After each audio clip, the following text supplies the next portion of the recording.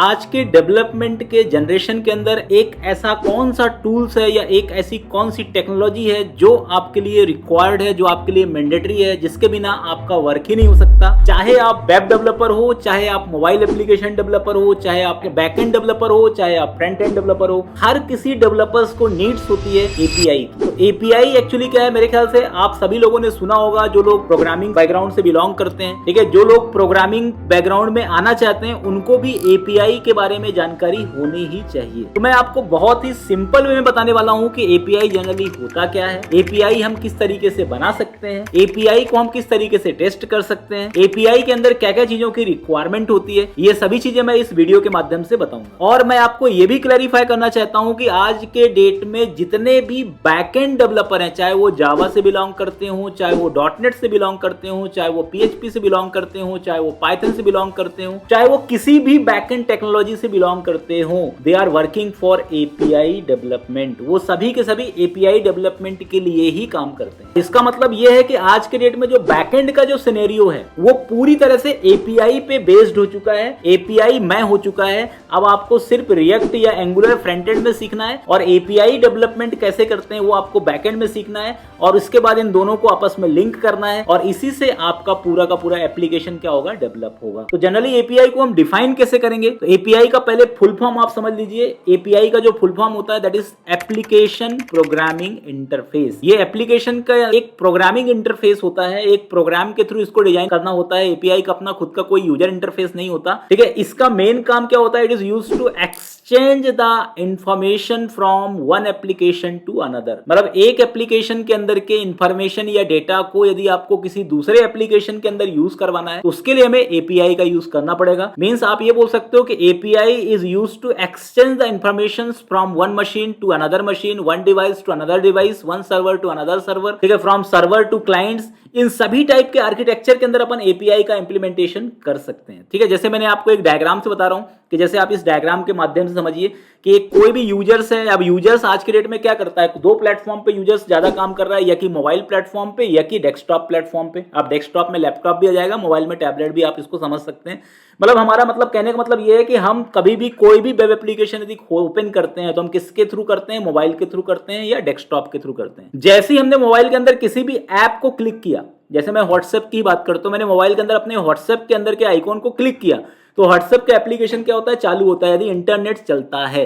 तो एपीआई के लिए सबसे मोस्ट इंपॉर्टेंट क्या है, इंटरनेट। यदि आपका इंटरनेट प्रोटोकॉल होगा तभी आपका एपीआई वर्क करेगा। तो एपीआई के लिए दो प्रोटोकॉल मैंडेटरी होते हैं। फर्स्ट, एक आपका इंटरनेट प्रोटोकॉल हो गया, दूसरा एचटीटीपी प्रोटोकॉल हो गया। ये दोनों प्रोटोकॉल एपीआई के लिए रिक्वायर्ड है। इसके बाद ये एपीआई का जो रिक्वेस्ट होगा वाया इंटरनेट किसके पास जाएगा, एपीआई के अंदर के सर्वर पे जाएगा।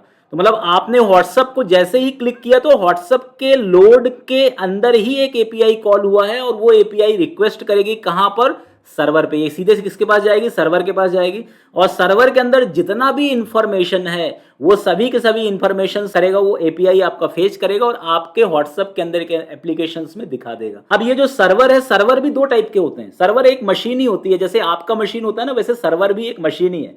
सर्वर के पास दो टाइप के जनरली सर्वर है, एक वेब सर्वर है और एक डेटाबेस सर्वर है। वेब सर्वर या इसको अपन एप्लीकेशन सर्वर भी बोल सकते हैं। तो एप्लीकेशन सर्वर किससे कनेक्ट होता है, डेटाबेस से। डेटाबेस के अंदर क्या होता है, आपका डेटाबेस एक स्टोरेज होता है जो आपके बहुत सारे डेटा को स्टोर करता है। तो जो एपीआई है, this will connect from database server and fetch the information and that information will be displayed on your machine. तो मतलब आप ये बोल सकते हो कि एपीआई नाम का एक इंटरमीडिएट होता है जो आपके वेब सर्वर के थ्रू आपके डेटाबेस सर्वर से कनेक्ट होता है, और डेटाबेस सर्वर के अंदर का जितना भी कंटेंट है बाया वेब सर्वर वो आपके क्लाइंट मशीन के अंदर या किसी भी डिवाइस प्लेटफॉर्म के अंदर आपके डेटा को शो करे। व्हाट्सएप के अंदर दो एपीआई एक साथ कॉल होते हैं। जैसे आप व्हाट्सएप के अंदर के एप्लीकेशन को रन करते हो तो जितने भी आपके लेटेस्ट मैसेजेस हैं, जिसपे भी आपने बातचीत किया हुआ है, वो पूरा का पूरा कंटेंट क्या होता है, आपका लोड होता है। और साथ ही साथ व्हाट्सएप के अंदर दूसरा जो रहता है वो आपका ऑथेंटिकेशन वाला एपीआई कॉल होता है कि आप ऑथेंटिक हो कि नहीं हो। मतलब आपका ऑथेंटिकेशन भी चेक किया जाता है कि आप लॉग इन हो कि नहीं हो, आपका डिवाइस के अंदर पहले से लॉगिन, मतलब ऑथेंटिकेशन प्लस आपका मैसेजिंग, मतलब जो भी आपका मैसेज के अंदर जो पुल हो रहा है वो दोनों एपीआई एक साथ कॉल होते हैं। इसको बोलते हैं एसिंक्रोनस एपीआई। ठीक है, मल्टीपल एपीआई जब एक साथ कॉल होते हैं उसे क्या बोलते हैं, एसिंक्रोनस एपीआई कॉल होता है। अब आप खुद सोचो कि कोई सा भी मोबाइल एप्लीकेशन यदि आपका एपीआई नहीं है, यदि एपीआई आपका वर्क नहीं कर रहा है तो वो एप्लीकेशन आपका चलेगा ही नहीं। तो 100 की सीधी बात ये आप बोल सकते हो कि mobile application is completely depend on API. ठीक है, डेस्कटॉप एप्लीकेशन ऑप्शनल है। डेस्कटॉप एप्लीकेशन में आप एपीआई का यूज करना चाहते हो तो कर सकते हो, अदरवाइज आप डेस्कटॉप एप्लीकेशन के अंदर डायरेक्टली वेब सर्वर को लॉन्च करके और उसके अंदर डीबी कनेक्टिविटी आप कर सकते हो। लेकिन आज के डेट में डेस्कटॉप एप्लीकेशन या फॉर एग्जांपल अपन उसको डेस्कटॉप ना बोल करके वेब एप्लीकेशन यदि मैं बोलूं तो ज्यादा बेटर रहेगा, कि वेब एप्लीकेशन भी आजकल एपीआई बेस्ड होते हैं। क्योंकि अब एपीआई तो आप बना ही रहे हो, तो जब आपने एपीआई बना ही लिया तो उस एपीआई का यूज अपन दोनों जगह कर सकते हैं। उसी एपीआई का यूज अपन वेब पे कर सकते हैं, उसी एपीआई का यूज अपन डेस्कटॉप पे कर सकते हैं। मतलब आज के डेट का जो एप्लीकेशन का जो पर्टिकुलर स्ट्रक्चर है वो पूरी तरह से एपीआई बेस्ड है। मतलब आप 100 की सीधी बात है ये समझ सकते हो कि चाहे वो कोई सा भी एप्लीकेशन हो, चाहे वो वेब हो, चाहे वो मोबाइल हो, उसका जो यूआई होगा वो आपका, जैसे मोबाइल का यूआई किस में बनाओगे आप, एंड्रॉइड या आईओएस में बनाओगे या फ्लटर में बनाओगे यदि क्रॉस प्लेटफॉर्म है, और वेब का यूआई आपको किस में बनाना है, रिएक्ट या एंगुलर में बनाना है।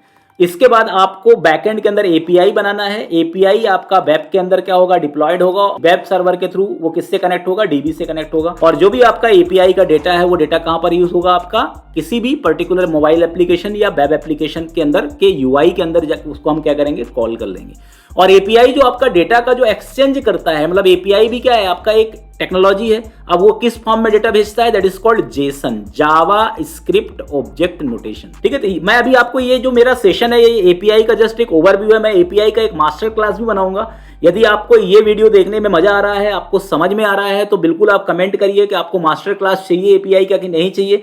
ठीक है, यदि आपका कमेंट ज्यादा से ज्यादा कमेंट आएंगे तो मैं एपीआई का मास्टर क्लास बनाऊंगा और उसके अंदर मैं पूरा प्रैक्टिकली बताऊंगा कि कैसे एपीआई काम करता है। अभी तो मैं आपको आपका जो एपीआई का जो मोस्ट इंपॉर्टेंट थिंग्स है, जो मोस्ट इंपॉर्टेंट कंटेंट है, that is I am discussing. तो मेरे ख्याल से अब आपको एपीआई के बारे में समझ में आ गया होगा। आप यदि इसको ऐसा समझ सकते हो कि एपीआई एक्चुअली क्या हो गया, एक तरह से देखा जाए तो एक बैंक हो गया। ठीक है, जितने भी कस्टमर्स होंगे सब किससे कनेक्टेड होंगे, आपका बैंक से कनेक्टेड होंगे। और ये बैंक ना भी टाइप का जो ट्रांजेक्शन हो रहा है वो किसके अंडर में हो रहा है, बैंक के अंडर में हो रहा है। तो एपीआई मतलब एक इंटरमीडिएटर हो गया किसी भी पर्टिकुलर एपीआई को हम बोल सकते हैं बैंक की जगह में अपन उसको एटीएम बोल सकते हैं कि एटीएम जो है आपका वो एपीआई है और बैंक क्या हो गया, आपका सर्वर है। तो बैंक से यदि आपको कोई भी इंफॉर्मेशन गेट करना है तो आप एटीएम में जाकर के ट्रांजेक्शन कर सकते हो। आजकल तो बहुत सारे ऐसे भी एटीएम आ गए हैं जहां से आप क्रेडिट कर सकते हो।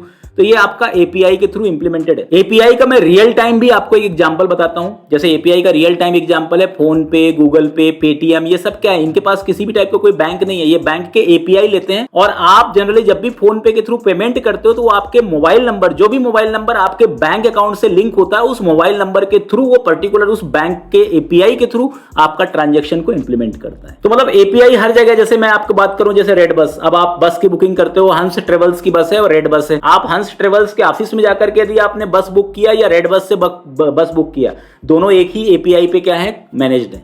तो आपने यदि उसी बस को ऑफलाइन भी जाकर के बुक किया या ट्रेवल्स के वेबसाइट से बुक किया या आप रेड बस से बुक कर रहे हो, तब भी आपका ट्रांजैक्शन एक ही डेटाबेस के अंदर होता है। तो एपीआई आपको एक सेंट्रलाइज्ड एनवायरनमेंट प्रोवाइड करता है जहां से हम अपने डेटा को कम्युनिकेट कर सकते हैं। तो एक्चुअली मैं आपको ये क्लेरिफाई करना चाहता हूं कि जो प्रोग्रामिंग लैंग्वेज आप सीखते हैं वो किसके लिए सीखते हैं। तो प्रोग्रामिंग लैंग्वेज आज के डेट में 90% जो वेब डेवलपर्स हैं, चाहे वो बैकएंड डेवलपर्स हैं, चाहे वो सॉफ्टवेयर इंजीनियर हैं, they are working for API. इसलिए जो सबसे इंपॉर्टेंट थिंग है एपीआई, ये आपको पता ही नहीं होता, दैट्स व्हाई आपका इंटरव्यू में सिलेक्शन नहीं होते। उसका सबसे बड़ा रीजन ये है क्योंकि आज के डेट में 99% जो डिमांड है वो एपीआई की है। अब वो टेक्नोलॉजी वेरी करता है कि आप पाइथन जेंगो से भी एपीआई बना सकते हो, पाइथन फ्लास्क से एपीआई बना सकते हो, जावा स्प्रिंग बूट से एपीआई बना सकते हो, डॉटनेट वेब एपीआई से एपीआई बना सकते हो, रूबी ऑन रेल्स से एपीआई बना सकते हो। तो एपीआई बनाने के बहुत सारे अलग अलग टाइप के टेक्नोलॉजीज मार्केट में अवेलेबल हैं।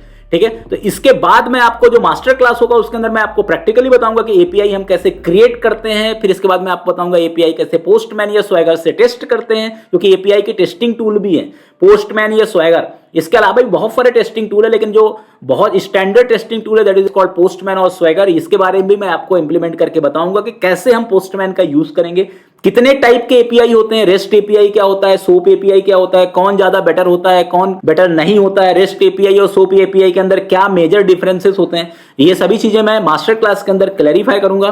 ठीक है, आपको यदि ये वीडियो पसंद आया तो आप लाइक करिए और कमेंट करिए कि आपको एपीआई का पूरा प्रैक्टिकल मास्टर क्लास के लिए आप इंटरेस्टेड हैं और आप इस सेशन को देखना चाहते हैं। Thank you.